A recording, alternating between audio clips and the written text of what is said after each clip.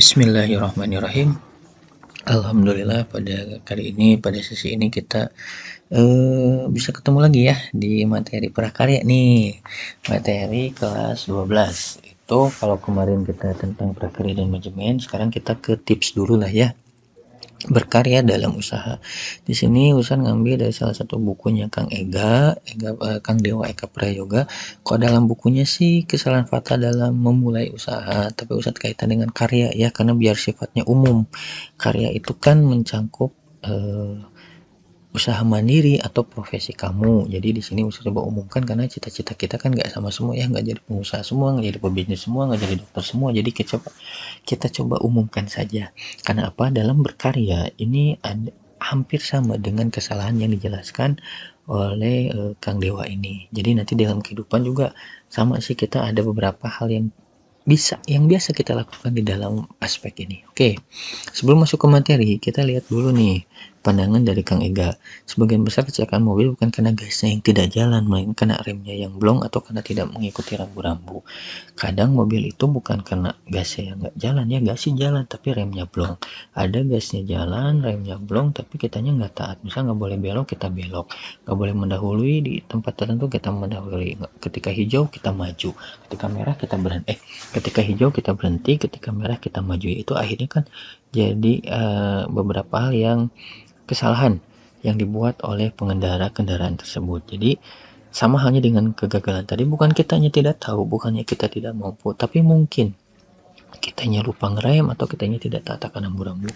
Oke, dari 7 ini akan kita coba bahas satu persatu secara ringkas dan padat ya, biar tidak terlalu lama lah. Yang pertama adalah kesalahannya itu adalah asal action. Jadi kita asal-asalan. Banyak action itu sih sebenarnya bagus, tapi kalau asal action tanpa ada ilmu, sama saja dengan bunuh diri. Ibarat kita berenang ke tengah laut, kita nggak tahu di situ ada hiu, ada apa ya, akhirnya kan kita jadi bunuh diri ya. Jadi action itu adalah sesuatu yang bagus, tapi tetap kita harus punya ilmu. Seperti yang saya bilang, ada ilmu, ada seni. Nah, kita harus bisa menyeimbangkan ininya. Seni mungkin berbicara tentang keahlian, asal jebret, asal habret, kreativitas, nggak memandang hitungan dan sebagainya. Tapi ilmu akan mengarahkan kita. Jadi kita punya dua pegangan. Kalau dalam naik tangga tuh kita punya injakannya, profesi atau usaha kita punya pegangannya. Kanan kita pegang ilmu, kiri kita pegang seni atau kreativitas. Jadi jangan asal action, tetap harus ada sebuah perencanaan yang harus kalian rencanakan. Karena sesuatu tanpa perencanaan itu kita sudah merencanakan sebuah kegagalan. Yang keduanya adalah tentang ikut-ikutan. Hati-hati, keberhasilan yang nampak itu hanya tentang hasil dan action saja. Jadi kalau kita lihat motivator, keberhasilan orang saat ini, mungkin itu hanya kita tahunya hasil, mereka sudah kaya, mereka sudah bekerja, mereka sudah ini dan sebagainya, tapi kita lupa akan mindset mereka seperti apa. Mungkin saja mereka berjualan, sukses berjualan keripik karena mereka suka, mereka cinta akan bidangnya. Ketika mereka sukses menjadi dokter, memang mereka mau bekerja keras siang malam untuk belajar. Ketika mereka jadi ekonom, mereka mau siang dan malam menghitung. Ketika mereka menciptakan sebuah lampu, mereka mau mencoba uji coba beribu-ribu kali. Kita hanya tahu result dan actionnya saja. Kita tidak tahu mindsetnya. Kita tidak tahu tujuan mereka, usaha untuk apa. Kalau kita misalkan untuk uang, mereka bisa saja untuk menghidupi kehidupan sehingga uang adalah menjadi bonus bagi mereka. Jadi hati-hati, senior dengan ikut-ikutan jauh berbeda ya. Jadi ini bisa kita pahami sendiri bagaimana kita diajarkan untuk tidak selalu ikut-ikutan atau mengcopy paste mengcopy paste usaha atau aktivitas orang lain. Selanjutnya adalah gampang percaya. Nah, kalau tadi mau ikut-ikutan, sekarang adalah gampang percaya. Itu membangun kepercayaan butuh waktu beberapa tahun, tapi menghancurkannya butuh waktu 1 detik saja. Kita nanti jangan gampang percaya ya dengan siapapun. Apalagi kalian kelas 12 akan mengalami fase kuliah atau bekerja. Hati-hati di sini, akan banyak banget pengaruh-pengaruh yang masuk ke dalam diri kamu. Ya, kemarin ada yang bilang, Ustadz katanya jangan kuliah ya kalau lagi daring. Kata siapa? Daring or luring itu balik lagi kepada diri kamunya. Kamunya siap nggak? Kalau kamunya siap ya is oke, buktikan fakta itu. ya. Tapi kalau kamunya ini jangan gampang percaya, padahal kamu punya potensi loh. Jadi daring atau luring itu balik lagi ke kamu, usaha atau dagang itu balik lagi ke kamu, kerja atau enggak itu balik lagi ke kamu, kuliah atau enggak itu balik lagi kepada kamu. Jadi ketika kamu merencanakan sesuatu, jangan mudah percaya terhadap pengaruh-pengaruh yang ada, mau itu menjanjikan yang manis atau menakuti dengan yang pahit. Ya kita berjalan saja tadi sesuai rencana kita. Ketika masih terukur ya kita kerjakan, ketika merasa tidak mampu ya jangan dipaksakan. Yang keempat adalah ingin cepat. Nah ini kita itu seringkali lupa dengan yang namanya tangga kehidupan ya, inginnya itu cepat berhasil, cepat sukses padahal kalian ingin lulus SMA saja kan harus nunggu TK 2 tahun, SD 6 tahun, SMP 3 tahun, SMA 3 tahun, ditambah kartu lah, ditambah PLKJ lah, ditambah apa, itu kan tidak cepat. Apa ketika lulus saja ingin cepat inilah, ingin cepat itulah, kuliah ingin cepat beres lah, ingin cepat kerja lah, enggak lah, semua itu ada masanya, semua itu ada tangganya.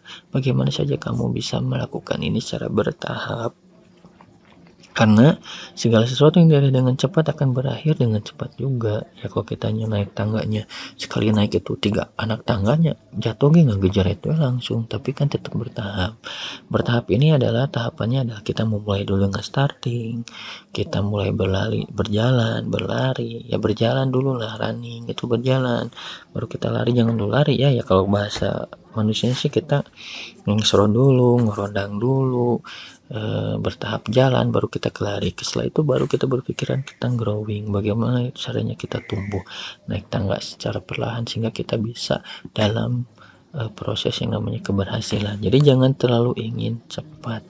Yang kelima adalah banyak gaya.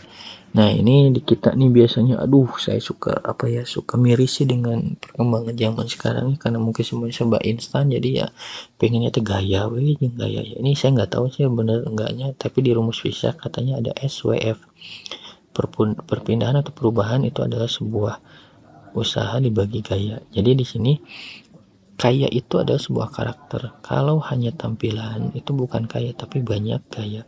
Kita bisa bandingkan nilai keinginan kita itu seharusnya, kalau kebutuhan sudah pasti ya harus didahulukan, tapi kalau nilai keinginan, misal kamu ingin kendaraan harganya 10 juta, berarti idealnya kamu harus sudah punya penghasilan 10 kali dari nilai keinginan yang kamu inginkan idealnya.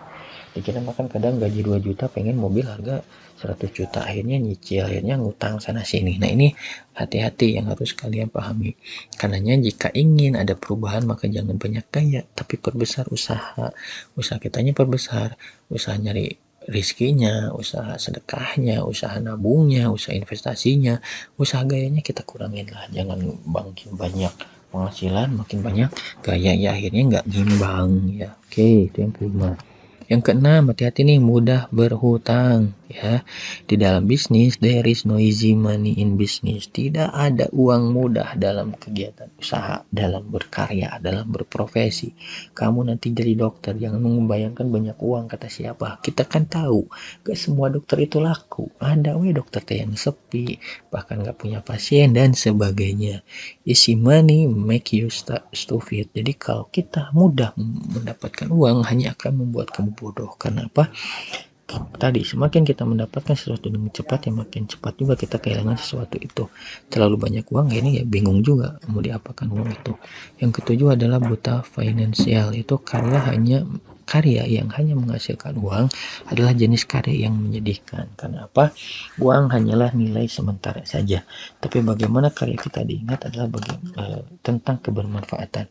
Ketika saya membuat produk dan produk ini saya bermanfaat bagi semua orang, maka orang akan mengingat manfaatnya. Uang hanya bonus yang diberikan oleh orang lain kepada saya. Makanya jangan sampai kita buta finansial.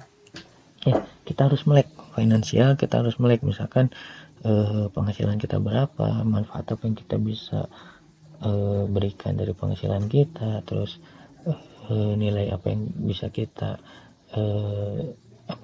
berikan kepada orang lain dan sebagainya, sehingga kita bisa menghindari hal-hal yang sifatnya buta finansial. Bukan hanya dapat uang sekian langsung ini, dapat uang sekian langsung ini, enggak. tapi kita harus bisa mengatur keadaan keuangan kita. Apalagi kalau kamu ingin mandiri, ingin berwirausaha, bagaimana bisa memahami laporan keuangan, bagaimana bisa paham tentang arus kas dan sebagainya. Itu menjadi sesuatu yang menurut saya penting untuk kamu pahami. Nah, itulah 7 kesalahan yang biasa kita temui dalam berkarya, mau itu jenisnya kamu usaha mandiri atau nanti kamu menjalankan sebuah profesi. Ya, speed is killing, kecepatan adalah pembunuh ya. Endurance in something, tapi proses adalah segala sesuatunya. Kebertahanan adalah segala sesuatunya, kesabaran adalah segala sesuatunya. Jadi jangan mau cepat sekalipun kamu ada di gen yang serba maju, gen Z apa gen apa ya, kitanya serba maju, kitanya serba ada, kitanya serba berbau teknologi dan sebagainya, tapi tetap kuncinya adalah kesabaran is something ya. Pernah lihat HP kamu loading? Pernah lihat HP kamu ngehang? Pernah lihat handphone kamu tidak ada internet akhirnya terus buffering ya?